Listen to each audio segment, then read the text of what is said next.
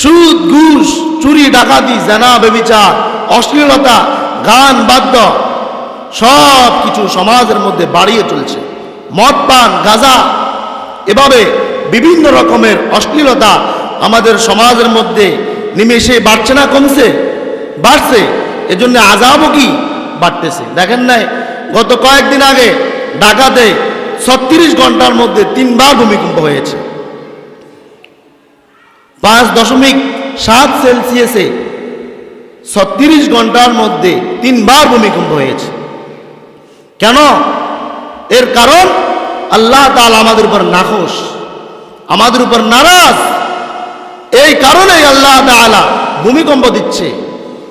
এবং কি electronic media, print media বলছে ইদানিং কিছুদিনের মধ্যে কমপক্ষে আরো 20 বার ভূমিকম্প হবে।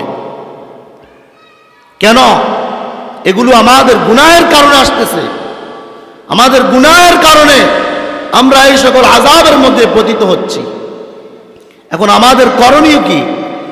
আমাদের করণীয় হচ্ছে গুনাহ থেকে আমাদেরকে আল্লাহ তাআলার কাছে ক্ষমা চাইতে হবে, আমাদেরকে অনুতপ্ত হবে। চুরি, ডাকাতি, সুদ, ঘুষ, মদ, জেনা, ব্যভিচার, অশ্লীলতা সব কিছু আমাদেরকে ছাড়তে হবে।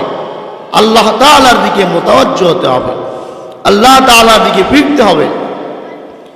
এজন্য আমরা এতটাই গুনাহ করে ফেলেছি যে রব্বুল আলামিন আমাদের উপর নাখোশ, নারাজ। নারাজ কেন হবেন না? মসজিদে আজান চলে, আমি আজানকে কোনো ভ্রুক্ষেপ না করে আমি মসজিদের সামনে দিয়ে হেঁটে চলে যাই, তাহলে আযাব কেন আসবে না? এই গুনাহ বড় মারাত্মক ব্যাধি। এই গুনাহ যদি কোনো মানুষের অন্তরে থাকে, কোনো মানুষ যদি গুনাহের মধ্যে লিপ্ত হয়, তাহলে তার ইবাদতের মধ্যে মনোযোগ আসবে না। ইবাদতের মধ্যে কি আসবে না? মনোযোগ আসবে না।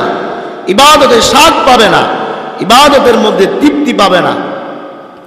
এজন্য আমরা যখন নামাজের মধ্যে দাঁড়াই, যখন তাকবীর তাহরিমা আল্লাহু আকবার বলে আমি যখন নামাজে দাঁড়াই, তখন আমার নামাজের মধ্যে মনোযোগ আসে না, নামাজের মধ্যে আমি তৃপ্তি পাই না, নামাজের মধ্যে আমি মজা পাই না, স্বাদ পাই না। এমনিতে নামাজ পড়ি আর কি, কিন্তু নামাজের যেই তৃপ্তি, যেই স্বাদ, যেই মজা, এগুলো আমি নামাজের মধ্যে কি পাই না। যদি আমি নামাজের মধ্যে তৃপ্তি পাইতাম, যদি আমি নামাজের মধ্যে স্বাদ পাইতাম, যদি আমি নামাজের মধ্যে মজা পাইতাম, তাহলে আমি নামাজের মধ্যে কেরাতকে লম্বা করতাম, রুকুকে দীর্ঘ করতাম, সিজদাকে দীর্ঘ করতাম, বৈঠককে দীর্ঘ করতাম। আমি নামাজকে লম্বা লম্বা নামাজ পড়তাম, নামাজের মধ্যে লম্বা লম্বা কেরাত পড়তাম। নামাজের মধ্যে আমার মনোযোগ আসে না বিদায় আমি কোন রকম তাকবীরে তাহরিম আল্লাহু আকবার বলে কোন রকম আমি সূরা ফাতিহা পড়ি, কোন রকম আমি একটা সূরা মিলাই, রুকুতে যাই ঠিকমতো রুকুর তাসবিহ আদায় করি না, সিজদাতে যাই, সিজদাতে গিয়ে আমি সিজদার তাসবিহ আদায় করি না।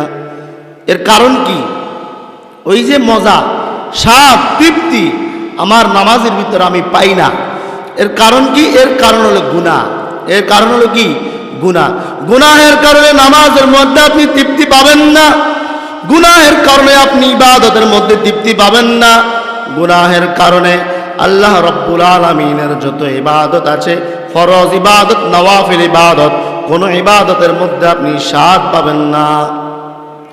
অথচ বিশ্বনবী মুহাম্মদুর রাসূলুল্লাহ সাল্লাল্লাহু আলাইহি ওয়াসাল্লামের সাহাবীরা যখন নামাজের মধ্যে দাঁড়াইতেন, ঘন্টাকে ঘন্টা, মিনিটকে মিনিট তারা নামাজের মধ্যে কাটিয়ে দিতেন।